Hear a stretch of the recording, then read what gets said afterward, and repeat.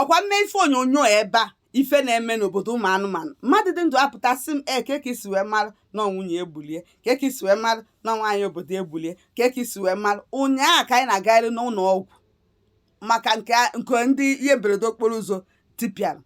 ka anyị na-agagharị n'ụlọ ọgwụ ka anyị pụtasị wee fụ ebe ndị mitin mgbakọ ha dị about 7 mana emesịsị 3 pụbazie outside amamihe 3 jibezi ime mebi ha gabazi ijefe fu nwunye nwoke a ọwọseva amarọ m njubazie asị onye nta akụkọ mbụ njụbazie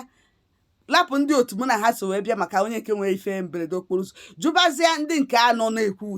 wuti dọkịta because ihe abụrụ dọkịta hospital ndị obodo no hospital private ụlọ ọgwụ wee jụbazie ya wee sị m na onwe nwanne anyị nwoke kwa ndị mitin ndị obodo achọ m ikpo obodo afọ ebe ndị mitin ha bịara na ụmụ nwanne anyị nwoke awara afọ sachaa LCD n'afịa n'afịa kodo nye LCD ọ bụrụ nwaanyị obodo nye LCD ọ mụnwa nyere LCD ekwa ọ bụ mụnwa marazon je nye LCD ọ bụrụ nwaanyị obodo na asụchasị LCD n'afịa wee ziwa anya nke a na-eme a na-eziwe ogologo otu ọ bụrụ ya bụ mejọ ziwa anya wee sachasịa na asụ spik na-akwachigokwa nwoke nọzi meshin bụ ihe na-ekwu okwu n'isi chaka chaka chaka chaka tam tam meshin ọ nọzi n'ọnọdụ ndị oyibo na-akpọ koko ma ka ọ nọzi na ya so mmadụ nọ n'ebe a na-azụ na-amezi na-ajụtasịzi dọkịta ma onwee ike ife onwee ike isi n'aka nwunye ka ọ na o si n'aka nwoke na-ekwu na ihe eliri eli bụ ihe na-egburu bụ ihe ọ chọpụta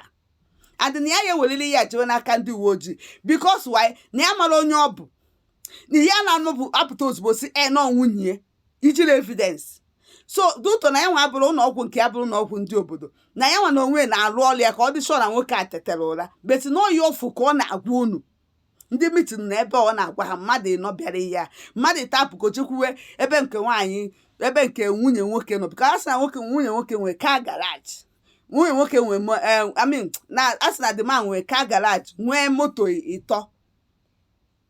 amazi m ọda biznes ọzọzọ ọ na-eme mama na o nwee car stand ebe a na-ere moto so mana asị na nwunye bịa 2 days ago ọ bịara that very yesterday anyị nọ there dọkịta na-ekwu na nwunye bịa 2 days ago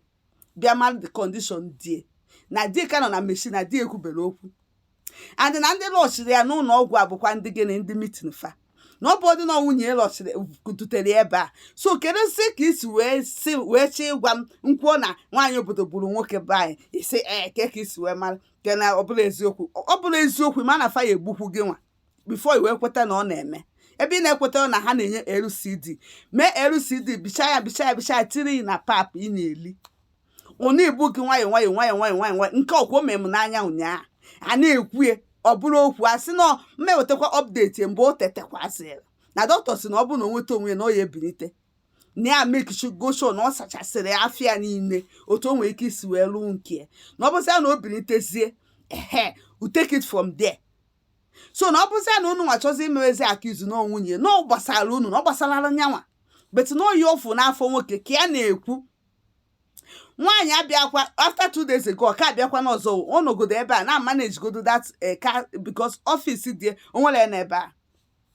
ụmụazị hamus onwere nọ so nwaanyị na-abịa once in a while ọ bịa ma na ọ bụla ya mana ihe na-achọ ịgwa ya ebe a bụ na kodo onye nyere nwoke a LCD powder LCD egwere egwe a na-etiri unu na pap kedu enyere ọ marazon nyere enu ka ọ gị nwa jee nye gị nwa na-asị na ọnwụ ike na ọbụla nwunye na agụ ọbụla nsị na ụmụ nwaanyị obodo na-egbu ụmụ nwoke be anyị kedu onye na-egbuzifa ọ nne gị bịa na-egbufa ka ọ nna gị bịa na-egbufa ma ọ bụrụ nwaanyị obodo kedu enyere nwoke a LCD ọ marazon ekwa oke